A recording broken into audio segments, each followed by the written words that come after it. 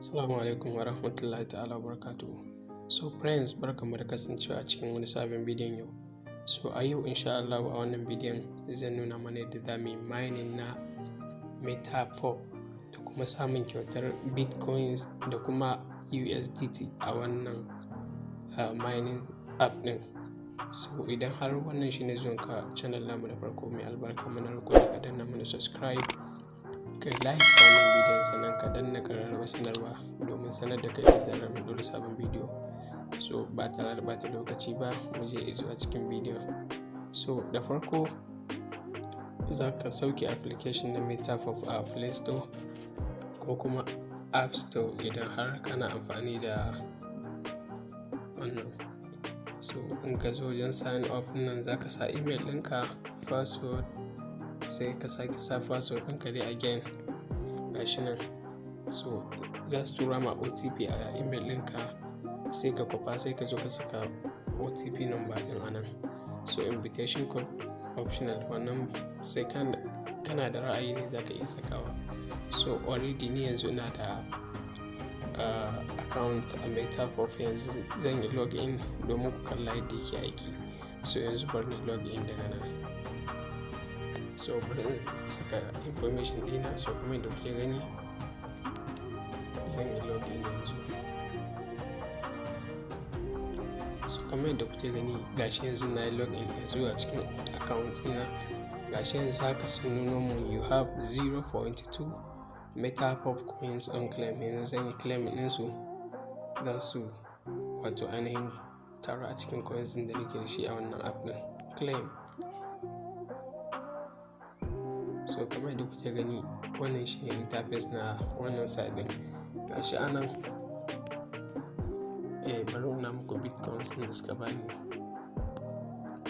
Gashi sun bani wannan bitcoins ɗin daga buɗewar account ɗin nan da na yi. So idan har baka da account a wannan app ɗin, ya kamata a ce kai ma ka fara mining da su, saboda wannan mining app ɗin da kuke kallo idan har aka ce an yi launching ɗinsa za a samu alheri da shi sosai, tunda tun kafin a yi cire shi kasuwa suna ba wa mutane kyautar kuɗi. To kun ga zai iya kasancewa coins ɗin zai kasance mai farashi ne mai tsoka sosai.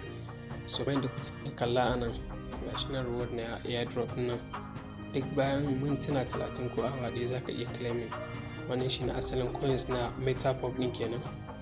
So bari mu buɗe muku location ɗina saboda yana dealing da location da wurin mutum yake ne. So location ɗina zai iya pop up da wani abu yana loading a nan. So nan da kuke kallo wannan claim ɗin na nan wurin shine inda za ka yi claiming ɗin bitcoins da suke baka. So idan har kana so ka duba wallet ɗinka kuma za ka zo nan inda profile ɗin nan yake. Za ku ga profile a ƙasan nan, my profile. So sai ka danna kansa nan. So kamar yadda kuke gani nan shine profile ɗinka. Bari mu duba wallet namu da ke cikin wannan abu. So za ka danna nan, gashi wani abu nan wallet da kuke gani a saman nan. So sai mu danna kansa. So kamar yadda kuke gani ba riga da na jima da buɗe wannan app ɗin ba, amma na kalli mutane da dama suna amfani da wannan mining site ɗin kuma sun amfana da shi sosai. So kamar yadda kuke gani sai coins ɗin da kai mining a Metapop ya kai 500 za su fara baka kyautar USDT. So idan suka fara baka kyautar USDT da zarar ya kai 30 za ka iya withdrawing a nan. So kamar yadda kuke galla nan shine idan har kana buƙatar za ka yi withdraw, za ka saka information naka sai ka cire. So already ne yanzu ba riga da na jima da account da su ba, shi yasa coins ɗin da na yi mining ba su kai 500 Metapop ba, amma gashi kamar da kuke kalla ina da BTC a sama. Gashi nan kamar da kuke gani a nan ina da BTC a saman nan, gashi kallon shi ina da BTC a wurin. So idan har kana so ya zamana kana samun Metapop ɗinka yana ƙaruwa da yawa, shine za ka inviting friends ɗinka su yi register su masu amfani, kowa ya rika samu. So da zarar Metapop ɗinka coins ɗinka ya kai 500 za su rika baka kyautar USDT, ma'ana United States Dollars kenan, wanda za ka iya withdrawing. Wannan mining ɗinka da mai yadda mai wasa da shi, don idan an kai launching ɗinsa sha Allahu za a samu alheri sosai a wannan site ɗin. So ga shi nan tools ne.